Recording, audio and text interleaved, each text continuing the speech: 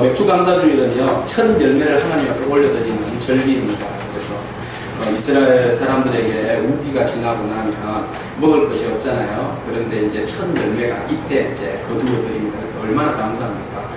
하나님께서 때 적절하게 비를 주시지 아니하고 햇볕을 주시지 않으면 이스라엘 사람들은 그저 하늘만 쳐다보게 됩니다. 굶어 죽게 됐죠. 하나님께서 때 적절하게 비와 바람, 햇빛을 주셔서 이스라엘 백성들이 또 첫 밀, 보리를 거두어서 하나님 앞에 올려드리는 예배, 바로 맥주절입니다. 오늘 우리가 농사를 짓지는 않지만 우리가 영적으로 또 한 해를 시작하면서 하나님께서 베풀어 주신 은혜를 감사하면서 우리가 상당히 하나님께서 베풀어 주신 그 은혜에 감사함으로 우리가 또 이렇게 감사의 절기로 지키고 또 하나님께 영광 올려드릴 줄로 믿습니다.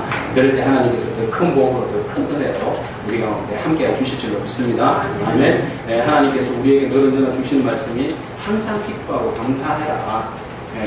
그렇게 말씀하시는데 우리가 늘 언제나 우리의 백반죽 그릇에 축복이 담겨질 때도 또 때로는 축복에 그 백반죽 그릇이 비어 있을지라도 우리가 하나님 앞에 감사함으로 나가는 성숙한 그런 감사의 사람이 되기를 축복합니다.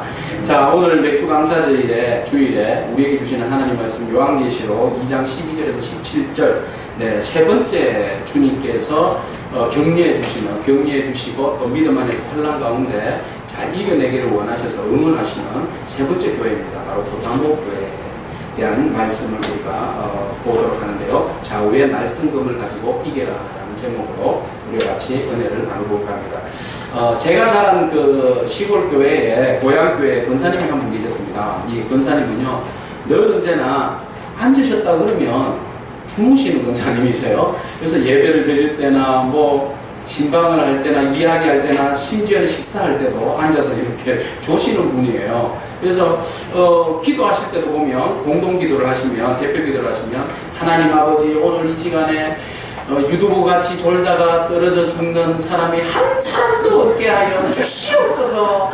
이렇게 기도하시고 나서 바로 앉아서 그냥 이렇게 조시는 분입니다. 한 분은 그분의 그 자제분이 결혼식을 해서 그 앞자리에 앉잖아요. 결혼식장에 혼주 자리에 앉았는데 뭐가 쿵 하고 널쳤어요. 그래 보니까 옆에서 조시다가 그냥 넘어지신 겁니다. 그래서 결혼식장에 얼마나 많은 분들이 아이고 저분 어떻게 결혼식장에서까지 조시나 그랬어요. 한 분은 이런 에피소드가 있습니다. 장로님과 같이 새벽 기도를 오시는데 권사님이 장로님 자전거 뒤에 타고 오세요. 장로님이 열심히 자전거 타고 왔는데 교회 가서 보니까 권사님이 안 계시더래요. 떨어져서 권사님이 걸어오셨다는 겁니다. 장로님 그것도 안 보시고 그냥 자전거를 타고 오셨는데 아셨는데 그냥 막 타고 오신 것 같아요. 권사님은 그 자전거에 떨어지셔가지고 아이고 교회 오셔가지고 장로님은 자전거도 안 세워주시고 그냥 가시더라면서 투덜투덜 하시는 모습을 봤습니다. 뭐가 문제입니까? 잡을 자리에 깨어있을 자리에 깨어있어야 되고 붙잡아야 할 자리에 붙잡아야 됩니다. 깨어있어야 할 자리에 깨어있지 아니하고 붙잡을 것을 제대로 붙잡지 않으면 놓치는 경우가 있고 영혼이 잠들어버릴 경우가 있습니다. 이 권사님의 일화가 그분에게는 이것이 또 의학적으로는 병이랍니다. 병.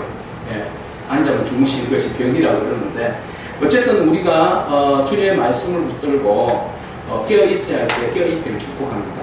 뿐만 아니라 한 번 잡은 말씀은 절대로 놓치지 않는 끝까지 우리가 목숨을 다해서라도 예수 그리스도의 생명의 이름, 주님의 이름을 붙들고 끝까지 승리하는 그런 저와 여러분에게 축복합니다.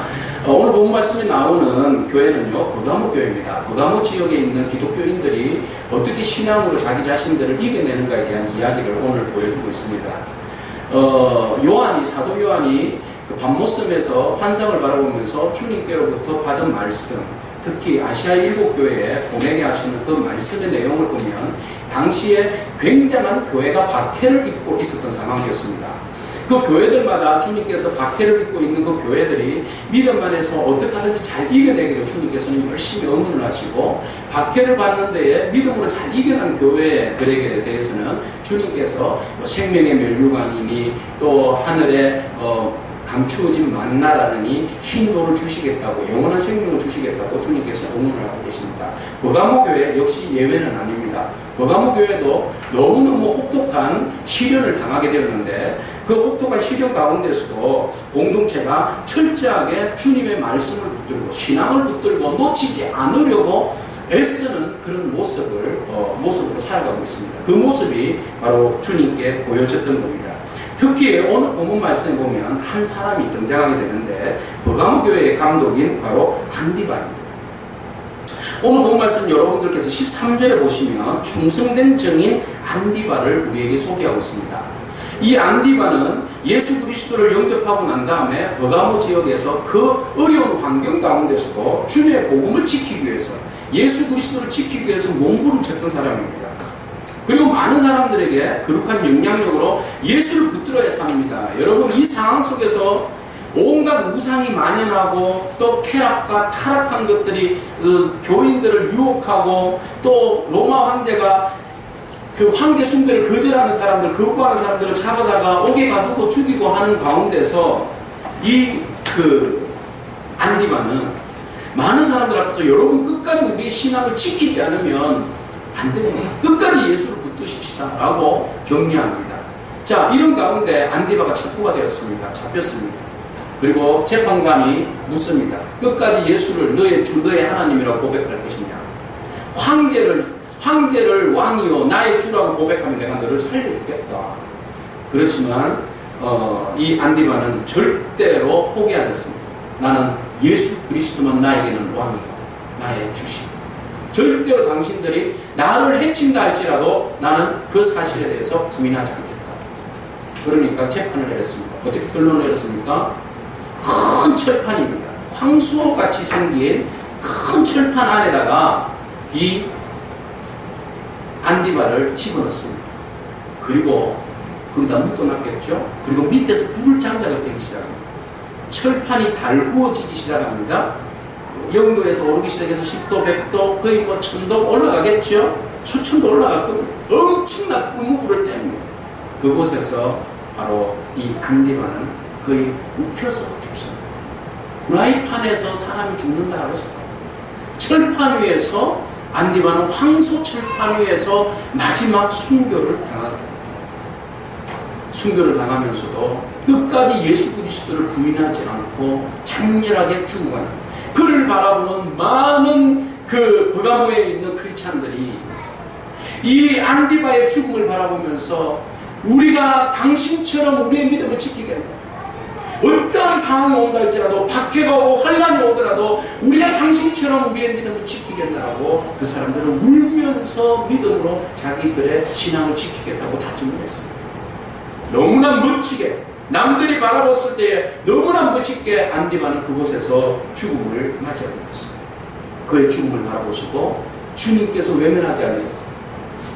주님께서 안디바의 죽음을 바라보시고 뭐라고 말씀하셨는가 하면, 여러분 말씀을 보십시오. 13절의 중간에 보면 세 번째 줄에 보시면 네가 내 이름을 굳게 잡아서 그랬습니다. 네가 내 이름을 굳게 잡았다. 네가 어떠한 상황에서도 내 이름을 놓지 아니하고 굳게 잡았다. 굳게 잡았다는 말의 의미가 무엇일까요? 여러분, 크라테이스라는 헬라어로 쓰고 있습니다. 굳게 잡다, 크라테이스. 이 말은 내가 어떤 것을 잡을 때에 한 부분만 잡는 것이 아니라 한치의 빈틈도 없이 굳게 잡는 것을 크라테이스, 굳게 잡다. 이렇게. 예수를 믿다 보면 때로는 힘들고 어려울 때 있어요. 환란이 오거나 핍박이 오거나 때로는 유혹으로 인하여서 예수님을 잡는 것을 느슨하게 잡을 수도 있다는 말이죠. 잡은 것을 힘이 들어서 놓칠 수도 있다는 것이죠. 본의 아니게 놓을 수밖에 없는 상황도 온다는 것이죠. 그러나 안디바는 마지막까지 그 철판 위에서, 황소로 된 그 철판 위에서 자기 몸이 불태워져가는 그 상황 가운데서도 자기가 그냥 내가 여기에서 예수님을 믿지 않겠다라고 한마디만 하면 살아나는 건데, 살 수 있는데, 그는 그곳에서 마지막까지 주의 이름 붙들고 끝까지 빈틈을 내지 않기 위해서 내 주의 이름을 붙들리라. 주의 이름에 내 생명이 있고 나는 주를 위해 살리라. 주를 위해 죽으리라. 라고 주님 내 영혼을 받아 그러면서 장렬하게 그곳에서 죽음을 맞이했던 거예요. 주님께서 그런 안디바를 바라보면서 네가 내 이름을 굳게 잡았구나. 그리고 그에게 네가 내 이름을 굳게 잡은 충성된 증인이라고 말씀하셨습니다.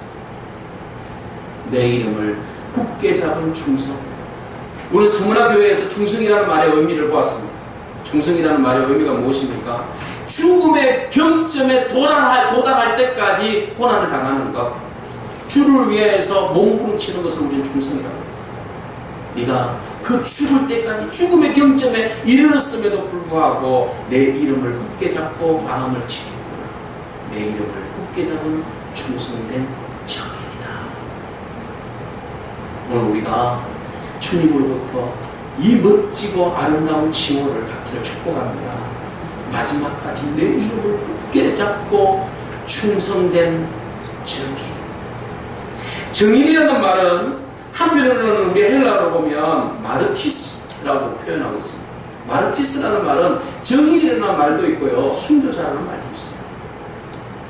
그러니까 지금 이 사람은, 안디바는 주님의 천지한 주님을 드러내는 정인이면서 동시에 주님으로 인하여서 정인된 삶을 살다가 예수 이름 붙들고 충성하고 살다가 결국 순교한 사람이 바로 누굽니까? 오늘 영적 안디바가 어디에 있습니까? 버가모 교회는 이 안디바가 있음으로 인해서 그 교회의 영적 권위가 올라섰습니다. 오늘 우리 한우리교회 공동체 위에 바로 이 버가모 교회와 같은 이런 영적 충성된 정인이 있기를 축복합니다. 바로 안디바와 같은 그런 은혜가 믿음의 사람이 마지막까지 주의 이름을 붙들고 나아가는 복된 인생이기를 축복합니다. 이 안디바의 이름은요, 공교롭게도 참 재밌는 이름이에요. 이것이 헬라어로 보면 안디바스, 안티파스라는 말이에요. 안티라는 말이 뭡니까? 하도 요즘 기독교를 반대하는 사람들이 안티들이 많다고 난리지 않습니까? 기독교에 대해서 너무 반대하는 사람들이 많은데 이 사람도 안티예요. 안티. 그러면은 이 안티바스는, 안디바는 누구에 대한 안티입니까? 오직 예수 그리스도에 대해서는 절대적으로 신임하고 전적으로 신뢰하고 주님을 따릅니다. 그러나 예수 그리스도 외에, 예수 그리스도를 붙잡는 진리를 쫓는 일 외에는 모든 것에 대하여서 반대한다. 그렇죠? 주님을 쫓는 일, 주님의 진리를 쫓고 붙드는 일에 대해서는 전적으로 동의하지만 그 외에 모든 일들에 대해서는 나는 반대한다. 라는 이름의 뜻을 가지고 있는 사람이 안티파스, 안디바입니다. 우리가 주님의 일에 대해서는 그 이름을 붙들고 끝까지 동의하며 믿음 안에서 우리의 신앙을, 진리를 쫓고 우리의 신앙을 지켜나가는 그런 복된 인생을 축복합니다. 그러나 예수 외의 일에 대해서는 목숨을 걸고라서도 반대할 수 있는 마음들이 있기를 바랍니다. 이것이 바로 안디바의 이름이 가지고 있는 거룩한 이름의 뜻이기도 합니다. 오늘 우리는 서두에서 바로 장렬하게 순교한 이 안디바스의 삶을 통하여서 우리의 믿음을 재조명해 봅니다. 버가모 교회에 주님께서 칭찬하시고 계시는 그 멋진 내용들 중에 바로 그들이 믿음을 저버리지 아니하고, 13절 말씀을 보니까 내 이름을 굳게 잡아서 내게 충성된 정인 안티바가 사단이 사는 곳에서 죽임을 당할 때도 나를 믿는 믿음을 저버리지 아니하고, 믿음을 저버리지 아니하고, 어떠한 상황이 오더라도 이것은 고난과 환난이 올 뿐만 아니라 우리의 삶이 윤택해지고 편할 때에도 마찬가지입니다. 어떤 경우가 오더라도 그의 믿음을 저버리지 아니하였던 것처럼 오늘 우리도 주님을 향한 믿음, 어떠한 환경 가운데서도 저버리지 않기를 축복합니다. 자, 그러면 이 안디바스가 감독으로 있었던 이 버가모는 과연 어떤 곳일까요? 라는 것입니다. 자, 우리는 지난주 두 주를 통하여서 에베소와 스무나에 대한 이야기를 살펴보았습니다. 특히 서쪽으로 지금 해변가로 지금 있는 두 도시를 바라봤는데, 이 버가모는 해변 도시가 아니라 해변에서 한 20km 안쪽으로 육쪽으로 들어와 있는 도시입니다. 그러면 스무나로부터 또 북쪽으로 한 100km 정도 떨어져 있는 곳에 위치합니다. 그러면 이스탄불에서는 더욱더 가까이 되겠죠. 그래서 성지순례 하는 사람들은요, 아시아의 7교회 중에 3번째 있는 교회지만 성지순례 하는 사람들은 제일 마지막 코스로 가는 곳이 이 버가모 교회라고 합니다. 자, 이 버가모는요, 지금은 페르가몬, 영어식 발음으로 이야기하면 페르가몬입니다. 터키의 페르가몬을 우리는 버가모라고 이야기하고, 터키 사람들은 베르가마 이렇게 이야기를 하고 있습니다. 자, 이곳은요, 동네가 어떻게 생성되어 있는가 하면, 에베소나, 스무나 같은 경우는 해변에 있는 도시인데, 이 도시는 육지 중에서 산 중턱에 세워져 있는 도시 국가입니다. 네, 산 등성 위에, 육지로부터 한 300m 정도 높은 산성 위에 세워져 있는, 굉장히 웅장한 도시입니다. 그러면, 에베소와 스무나 교회가 상업에 굉장히 바다가 가까이 인접해 있으니까 상당히 많은 상업에 발달되어 있는 도시라고 말한다면, 이 도시는 상업보다는 어디에 많이 집중되어 있는가 하면 문화의 도시입니다. 또 특히 이 도시는 종교적인 도시입니다. 또 특히 학문의 도시이기도 합니다. 이곳에는요, 굉장히 많은 신들이 있을 뿐만 아니라, 또 알렉산더가 그 도서관에 책을 세계에서 가장 많이 그 당시에 보관하고 있었는데, 알렉산드리아에 있는 도서관에 걸맞을 만큼 굉장히 큰 도서관이 있었고, 책 소유가 그 당시에 20만 권이 보유하고 있습니다. 요즘도 도서관이 20만 권이라면 굉장하지 않습니까? 근데 그 당시에 2000년 전에 여러분 20만 권의 책을 보유하고 있는 도서관이 있는 도시라고 생각해보세요. 그러면 얼마나 큰 도시인지 압니다. 많은 사람들이 당신 어디 출신이요? 그런데 제가 지난주에 경남 거창 출신이요. 그러면 우와, 그렇게 멋진 도시에서 이런 사람들이 제가 칭찬을 한다고 그랬어요. 자, 당신 어디 출신이요? 라고 이야기했을 때, 버가모입니다. 그러면 사람들이 오늘날 워싱턴이나 뉴욕 출생 사람들을 존경하고 부러워하듯이 바로 어디 출신이요? 버가모에서 태어났다고 그러면 사람들이 굉장히 좋아. 굉장한 자부심이 있는 도시입니다. 왜냐하면 학문적으로, 종교적으로, 굉장히 문화적으로 수준이 꽤 높은 도시였기 때문입니다. 그래서 사람들이 버가모에서 살기를 좋아하고, 버가모에서 사람들이 어디에 이사 왔다, 버가모에서 사람들이 왔다 그러면 그 사람들을 그냥 보지 않았다는 것입니다. 또 이곳에는요, 처음으로 양피지가 생산되었던 장소입니다. 양피지는 무엇입니까? 일종의 파피루스 다음으로 양 가죽에다가 글을 썼잖아요. 그러니까 도서관이 있으니까, 아무래도 옆에 양피지 공장이 있으니까 더 활발하게 도서 작업이 활발했을 것이다, 그렇게 보는 겁니다. 그래서 세계에서 거의 로마 시대 이후에 양피지 공장이 세워져 있는 아주 발달된 도시, 그리고 도서관도 굉장히 발달되어 있을 뿐만 아니라 문화가 너무너무 잘 발달되어져 있는 도시, 그리고 자체적으로 강독이 자치적으로 황제에게 너무 잘 보여졌기 때문에 자치적으로 심판이나 재판이나 사형 집행까지도 할 수 있는 권한을 받은 도시, 뭐 이 정도입니다. 자, 이 정도 되면 산 등성이 전체를 둘러싸고 무엇이 있는가 하면 신전들이 있어요. 그래서 그리스 로마 시대에 신들은 다 있다고 보시면 됩니다. 보통 웬만한 도시는, 지난번에 우리 스무나 아테네 도시에는 어떤 신이 있었습니까? 아데미, 그죠? 아데미가 있었잖아요. 제가 이렇게 상 하나 보여드리고 했잖아요. 그 각 지역에는 각 지역을 대표하는 신들이 하나 정도만 있어요. 근데 이 버가모에는요, 이 산 등성이의 도시 국가가 이루어지는데 산 전체가 신전으로 구성되어 있다고 보시면 되겠습니다. 그래서 곳곳에 가시면 제우스 신전이 있을 뿐만 아니라, 또 제우스는 신들의 신이잖아요. 뿐만 아니라 아테나는 뭐 지혜의 신이라고 그러고요. 또는 데메테르는 곡물과 생산의 신이라고 이야기합니다. 또 트라이안 황제의 신전까지. 그러니까 그리스 신화에 나오는 신전들이 다 있을 뿐만 아니라 황제의 신전까지 막 있는 그런 너무나 신중심의 사회, 신도시, 뭐 이렇게 이야기할 수 있겠습니다. 신의 나라, 뭐 이 정도로 이야기할 수 있습니다. 그만큼 신을 섬길 정도 되면 그 사람들의 경제적이나 문화적이나 종교적인 그 열심이 어느 정도인가를 보여줍니다. 그러니까 그곳에서 신앙생활 한다는 것이 여러분 쉽겠습니까? 모든 사람들의 관심이 신에 집중되어 있고, 또 신전에 집중되어 집중되어 있는데 사람들이 신앙이 제대로 신앙을 지키기가 쉽겠냐는 말이죠.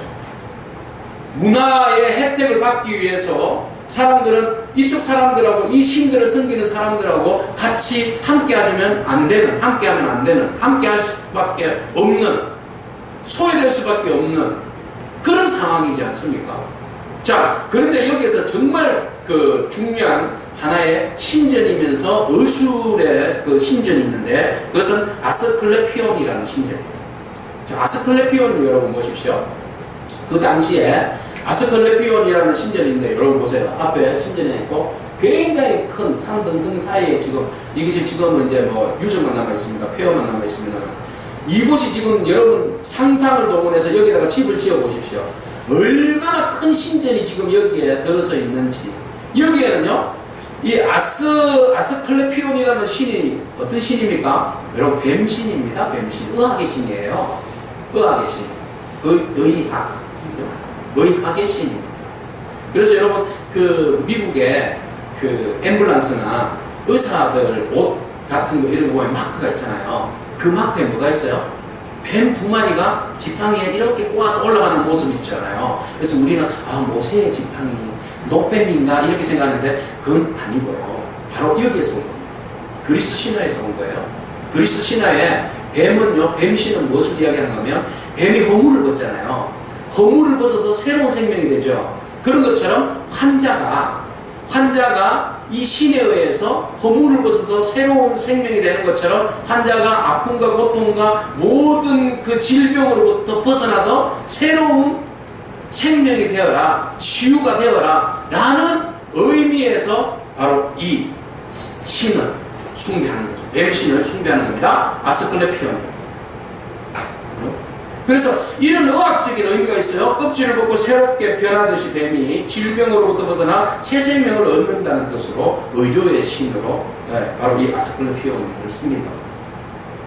그러니까 많은 사람들이 각지에서 이곳에 몰려드는 거예요. 그래서 이곳에 굉장히 의술이 뛰어난 의사가 있기 때문에 온 천지에서 이곳에 와서 치료를 받고 회복이 되어지는 거예요.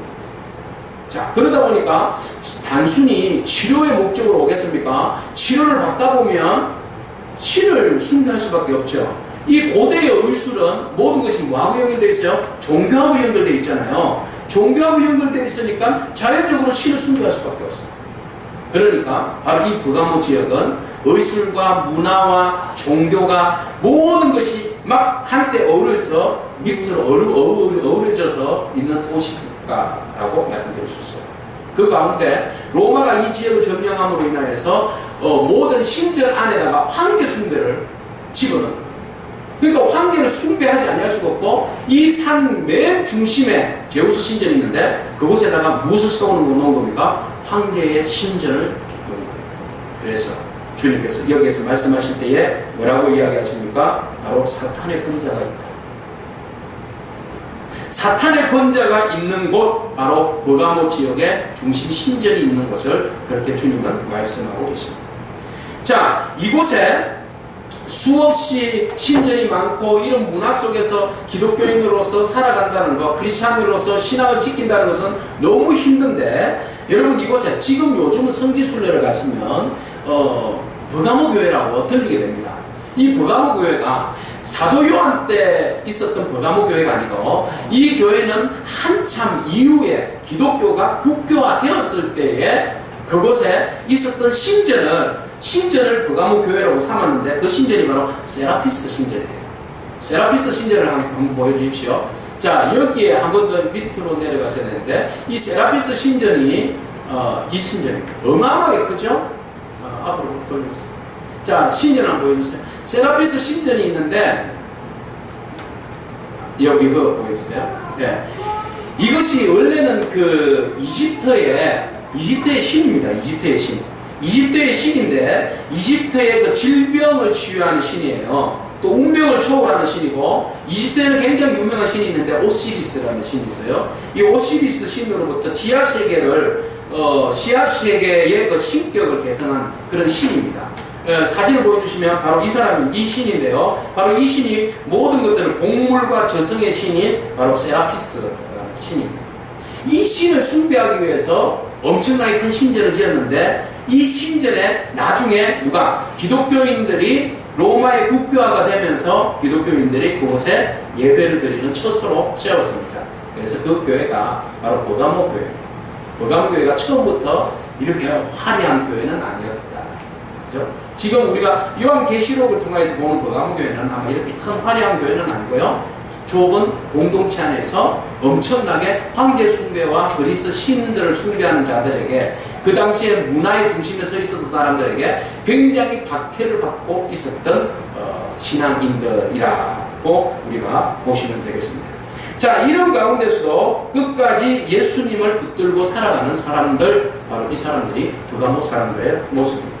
자, 13절에 여러분 집중해 보시면 13절 두 번째 줄에 보시면 내가 어디에 사는지를 내가 아노니 네가 어디에 사는지를 내가 아노니 거기는 무엇이 있는 곳입니까? 사탄의 번자가 있는 곳입니다.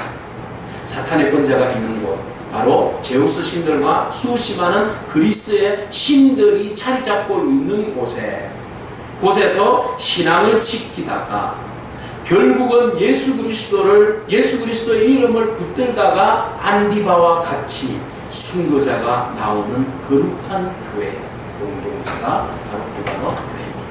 그래서 그들은 마지막까지 주의 이름을 위하여서 죽임을 당할 때에도 그들은 주님을 믿는 믿음을 버리지 아니하였다. 여러분, 이 정도 교회 되면 얼마나 멋진 교회입니까? 오늘 우리 한우리 교회가 정말 버가모 교회에 신앙의 순교자들처럼, 신앙의 전인들처럼 믿음을 지켰던 그들의 신앙처럼 오늘 우리의 신앙과 우리의 믿음이 바로 버가모 교회의 믿음이기를 축복합니다. 환경 가운데서도, 어떠한 환경 가운데서도 믿음을 저버리지 않는 믿음, 마지막까지 주 예수 그리스도를 붙드는 믿음이죠. 그런데 보세요, 이 믿음이 있으면 되잖아요. 이 믿음이 있으면 얼마나 좋아요. 버가모 교회 같은 믿음을 가지고 있습니다. 그런데 지난주 서문화 교회는 죽도록 고생하고 순교하는 신앙으로 충성하다가 박해를 받다가 죽어가는 교인들에게 죽도록 충성하라. 그죠? 그러면 면류관을 너희에게 주리라. 그렇게 주님께서 고난당하는 교회에 대해서 응원해 주셨습니다. 그래서 그곳에 대해서 책망거리는 하나도 발견하지 않았습니다. 에베소 교회는 우리가 무엇을 보았습니까? 진리를 너무 지키다 보니까 뭘 하나 잃어버렸어요. 뭡니까? 첫사랑을 잃어버렸잖아요. 첫사랑을 회복해라. 진리를 수호하는 것도 중요하지만 너희가 첫사랑을 회복해라고 주님께서 책망하셨죠. 오늘 버가모 교회는 바로 이런 순교자가 있음에도 불구하고 그들이 예수의 이름을 붙들고 살아감에도 불구하고 주님께서 책망거리가 너희에게 두 가지가 있다고 말씀하십니다. 아니, 이토록 순교하는 열정과 순교하는 마음이 있는데 또 무슨 책망거리가 있겠습니까? 그 책망거리를 오늘 우리에게 소개하고 있는데 14절 말씀을 보십시오. 그러나 내게 두 가지 책망할 것이 있는데 거기에 무엇이 있습니까? 발람의 교훈을 지키는 자들이 있도다. 그 뒤에 15절을 보세요. 이와 같이 내게도 누가 있습니까? 니골라당의 교훈을 지키는 자들이 있더라. 여러분, 발람의 교훈과 니골라당의 교훈을 지키고 따르는 사람들이 누구일까요? 왜 주님은 버가모 교회에 이 두 교훈을, 이 교회가 순교하면서까지 이 교훈을 지키고 따른다라고 지적을 하고 있을까요? 여러분, 발람의 교훈이 뭐죠? 그러면 우리는 발람에 대해서 좀 알 필요가 있습니다.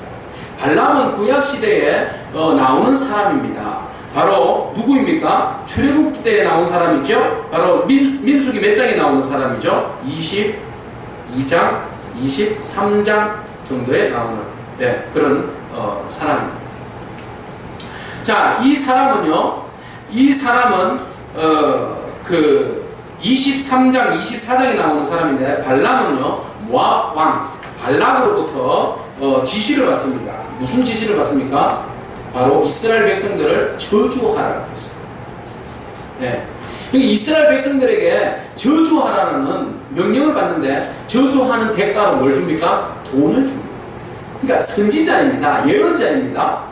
예언자임에도 불구하고 그는 옳은 것을 예언해야겠죠. 옳은 신탁을 예언해야 됩니다. 그런데 발락이 뭐라고 이야기하는가 하면 이스라엘 사람들 보기 싫으니까 네가 마음껏 저주를 해라.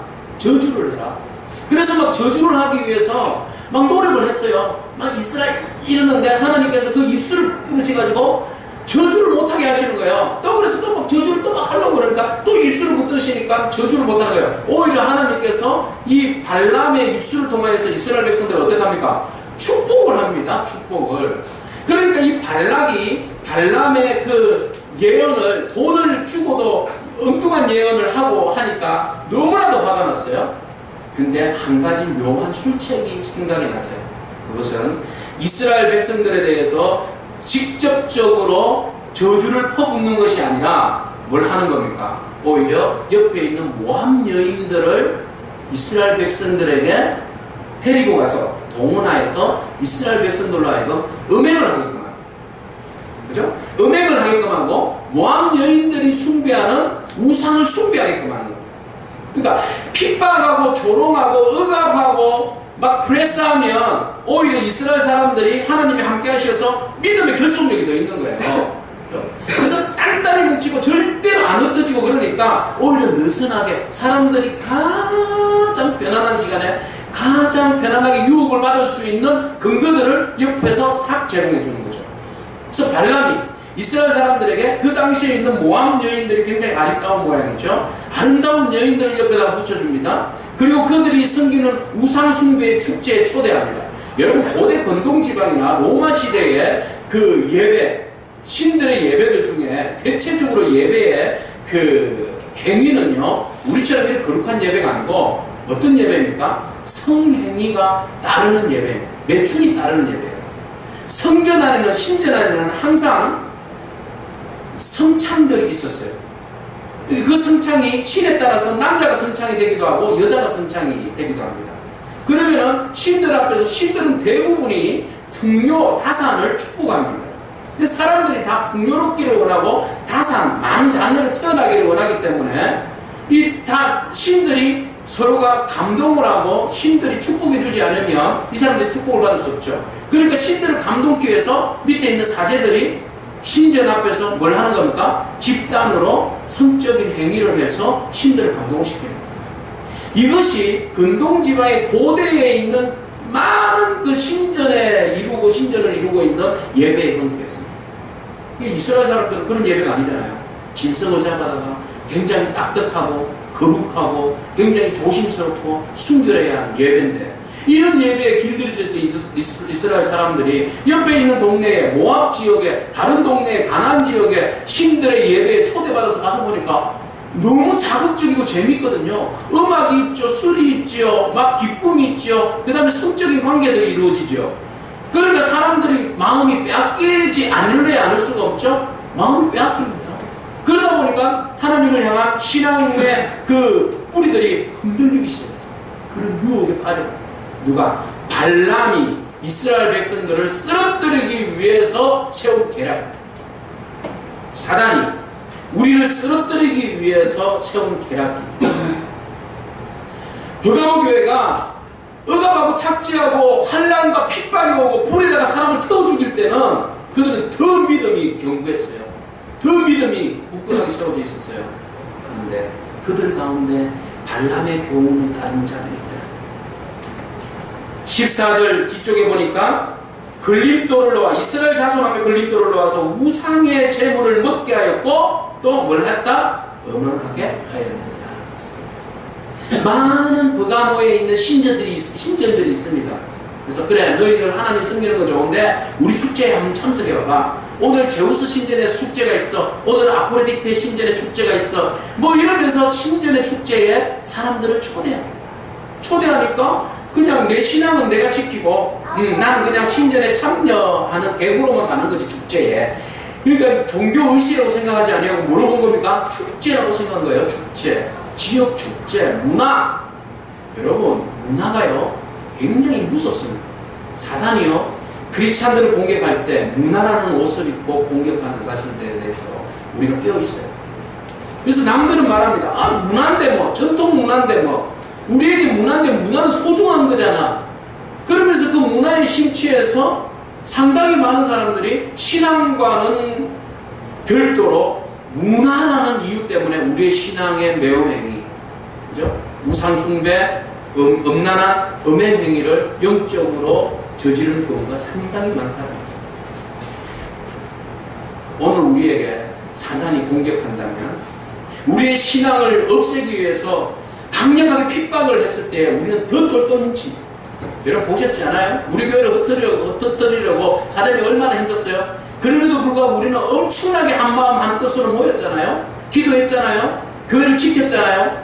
그런데 사단은 다른 방법으로 우리를 흩트는 어떤 방법일까요?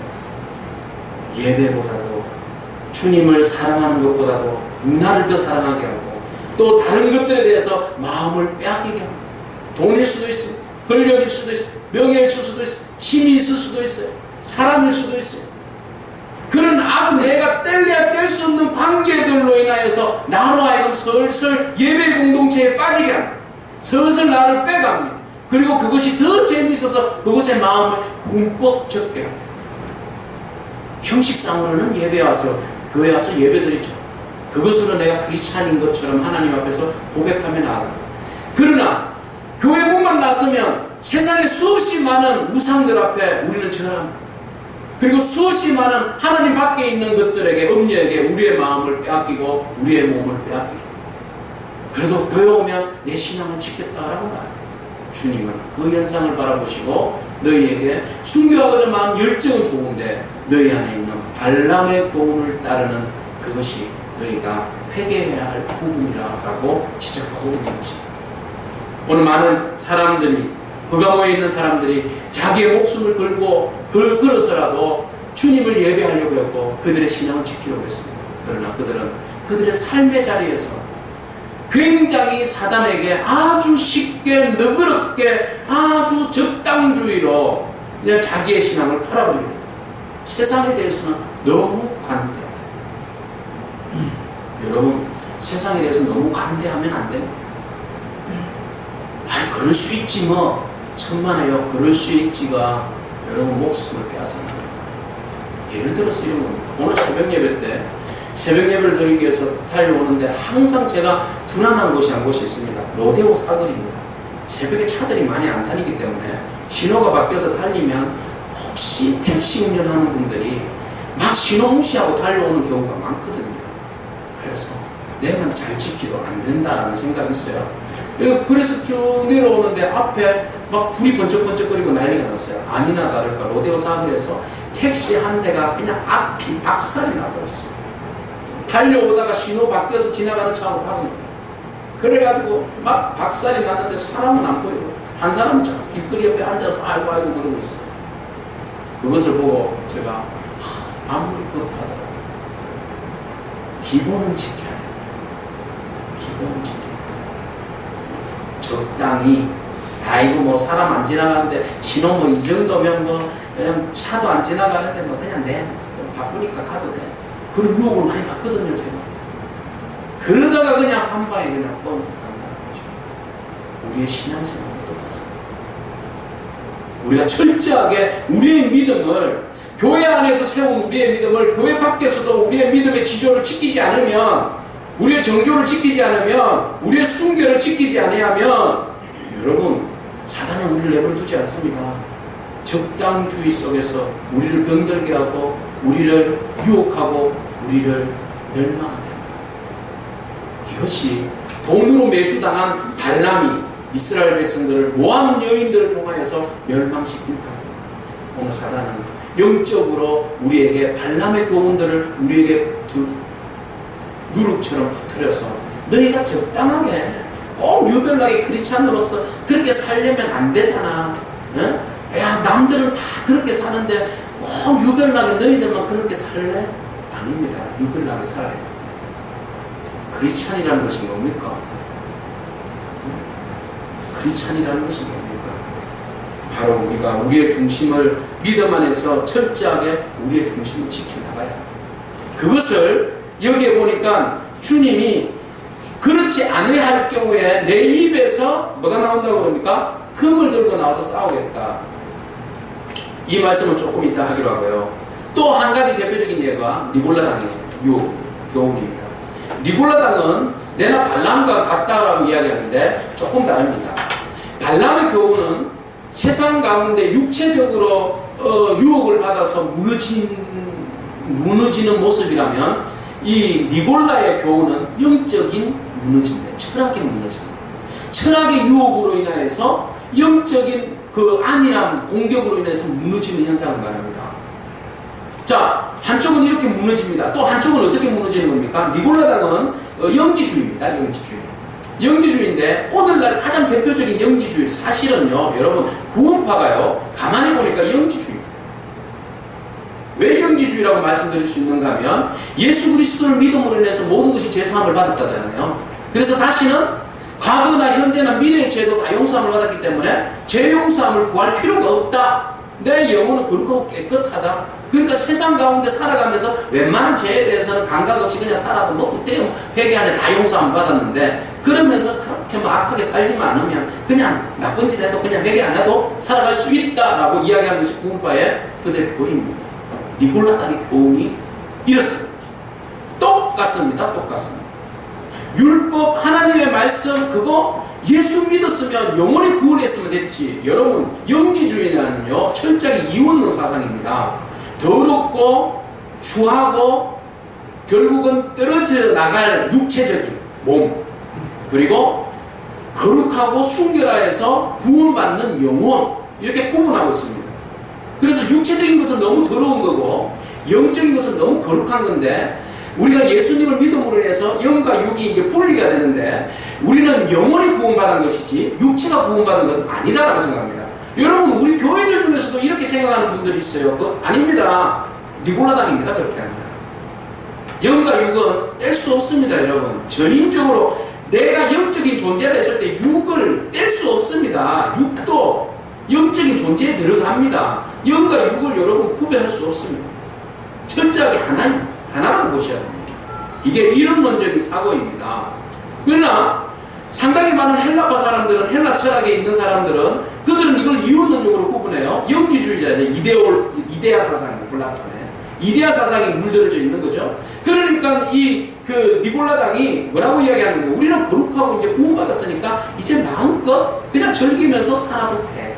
육체 망가질 거니까 육체에 그렇게 신경 쓰지 말고 하고 싶은 대로 하고 살아. 과연 들어보니까 맞거든요.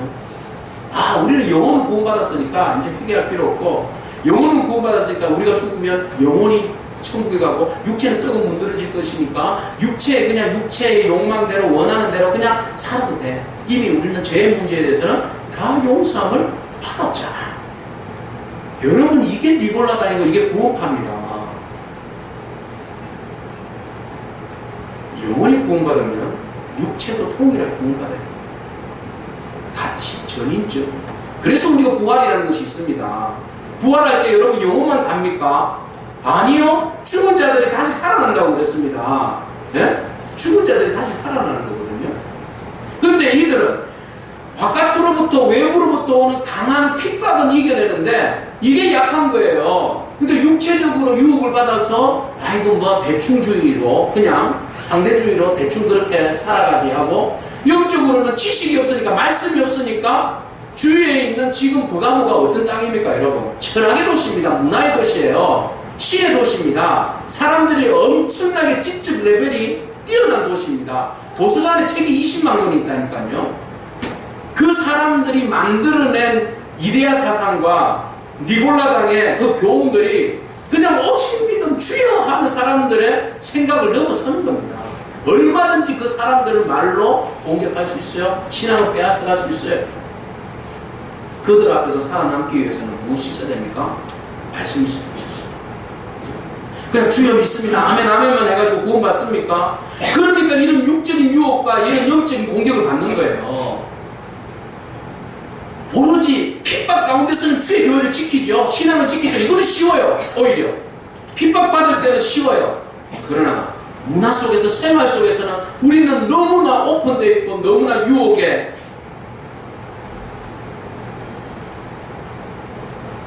개방되어 있다. 그래서 오늘 주님께서 첫 번째 하신 말씀을 보세요. 12절 첫 번째, 버가모 교회 사자에게 편지하라. 좌우에 뭐요? 날쌘금을 가진 이가 이르시되. 이 좌우에 날쌘금을 가진 이가 누굽니까? 예수 그리스도입니다. 좌우에 날쌘금은 뭘 말합니까? 성경 말씀입니다. 진리입니다. 왜 하필이면 버가모 교회에다가 날성금을 가진 네가 말씀하실까요? 진리의 말씀을 이야기합니다. 너희가 말씀이 없음으로 인해서 유혹을 받아서 지금 넘어지고 있다는 겁니다. 이 말씀이 있으면 결국 무너지지 않는데, 말씀이 없어서 무너지는 자들에게 주님께서 양쪽의 좌우에 날생금을 가진 네가 말씀으로 너희에게 나아간다. 너희가 이런 유혹으로부터 이길 수 있는 것은 하나님의 말씀으로 바로 서야 한다는 것을 말씀해 주고 있는 겁니다.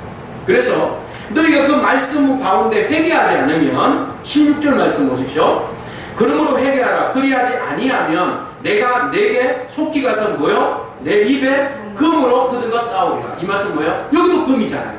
이건 뭐예요? 하나님의 말씀이잖아요. 하나님의 말씀이 때로는 우리들을 골수를 쪼개고 우리를 치료하고 회복하고 구원하시는 능력이기도 하지만, 받아들이지 않고 믿음으로 받아들이지 않는 자들에게는 하나님의 말씀이 오히려 어떤 말씀이라는 거예요? 심판의 말씀입니다. 심판의 말씀입니다.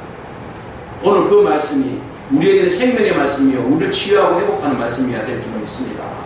이것이 우리가 순종하지 아니함으로 니골라당과 발람의 말을 교훈을 따름으로 인해서 주님께 심판받는 말씀이 되지 않기를 축복합니다. 자, 그래서 그들이 그것을 참고 이길 때 어떤 선물을 받는다고 이야기합니까? 여기에서 아까 말씀을 드리다가 잠깐 미뤘는데, 버가모 사람들은요 항상 뭘 강조하는가 하면은 그들은 철학의 힘을 빌어가지고 우리는 정의의 칼을 가지고 있다 이렇게 말한대요. 그러니까 버가모 사람들을 상징할 때 지금도 관광상품으로 칼을 판대요. 칼. 그래서 버가모 그러면 정의의 칼, 철학을 이야기하는 거죠. 그들이 굉장히 철학을 강조하고 정의의 칼이라고, 철학이 정의의 칼로서 모든 것을 좌우한다는 거죠. 근데 하나님의 검하고 지금 정의의 칼이 붙었습니다. 누가 이기는 겁니까? 하나님의 말씀에 검이 이기는 거죠. 그러니까 교인들은 자꾸 정의의 칼에 마음이 쏠린 거예요. 니골라당의 생각에 철학의 마음이 빼앗기는 거예요. 그래서 정의의 칼이 아니라 뭐예요? 좌우에 날쌘 금을 하나님께서, 예수 그리스도께서 오늘 말씀을 통해서 보여주는 거예요. 버가모 사람들이 정의의 칼을 들고 이야기하지만 이 정의의 칼이 세상을 구하는 거 아닙니다. 정의의 칼이 아니라 무슨 칼? 주의 날쌘 금, 주의 말씀의 칼, 예수 그리스도가 이 정의의 칼이 이루지 못한 주님의 나라를 이 땅 가운데 이룰 수 있다라고 말씀하십니다. 세상에 그 어떤 칼로 유토피아를, 천국을 이룰 수 없습니다. 예수 그리스도께서 주시는 성령의 검, 정의의 칼만이 이 땅 가운데 모든 것들을, 거짓된 것을 타파하고 진리를 세워주실 줄로 믿습니다. 이것을 참고 이기는 자에게 주시는 영원한 축복입니다. 보겠습니다. 17절 말씀 같이 읽겠습니다. 귀 있는 자는 성령이 교회들에게 하시는 말씀을 들을지어다. 이기는 그에게는 내가 감추었던 만나를 주고 또 흰 돌을 줄 터인데 그 돌 위에 새 이름을 기록한 것이 있나니 받는 자밖에는 그 이름을 알 사람이 없느니라. 아멘. 두 가지입니다. 하나는 뭐예요? 감추었던 만나를 주고, 또 한 가지는요, 흰 돌을 준다. 감추었던 만나가 무엇일까요? 바로 예수 그리스도죠. 그죠? 모세에게 허락해 줬던 만나, 이게 밖에 있었죠. 그러나 여기에서 감추어졌던, 세상 사람들에게는 감추어질지 모르지만 우리에게는 주어지는데, 이 만나는 또 무엇입니까? 하나님의 말씀입니다. 말씀이요 예수 그리스도입니다. 참고 믿음 안에, 주님 안에서 니골라당과 그 발람의 교훈으로부터 벗어나면, 회개하고 벗어나면 그들에게 무슨 축복을 주신다고요? 감추어진 만나, 숨겨져 있었던 만나들을 너희에게는 공개하겠다. 오늘 그 만나를 우리가 누리는 축복이 있기를 바랍니다. 또 한 가지는 흰돌입니다. 흰돌은 어느 때 쓰이는가 하면, 어디를, 그 흰돌은요, 여기에서는 그 이긴 자에게 주는 건데, 사실 어디를 들어갈 때 징표로 주는 것이기도 한답니다. 또 어떤 그 초청을 받을 때 주거나 투표를 할 때 쓰거나, 또 승리의 상징으로 흰돌을 주어졌다고 해요. 그러니까 승리하는 자에게 흰돌을 주는데, 그 흰돌 위에다가 뭘 새겼어요? 이름, 새 이름을 주었어요. 그 이름이 뭐예요? 예수 그리스도, 구원받은 우리의 이름. 여러분, 그 흰돌을 오늘 승리하시고 주님으로부터 받기를 축복합니다. 아멘. 승리하십시오. 아멘. 네, 우리가 같이 함께 기도했으면 좋겠습니다. 빈틈없이 오직 주의 이름만 붙들고 살게 하옵소서. 또 환란에 무너지는 것이 아니라 유혹에 무너지는 연약함을 알고 회개하고 다시 말씀의 검으로 회복하게 해달라고, 마지막까지 믿음의 경주를 잘하게 해달라고. 우리 합심해서 기도하겠습니다. 반주해 주세요.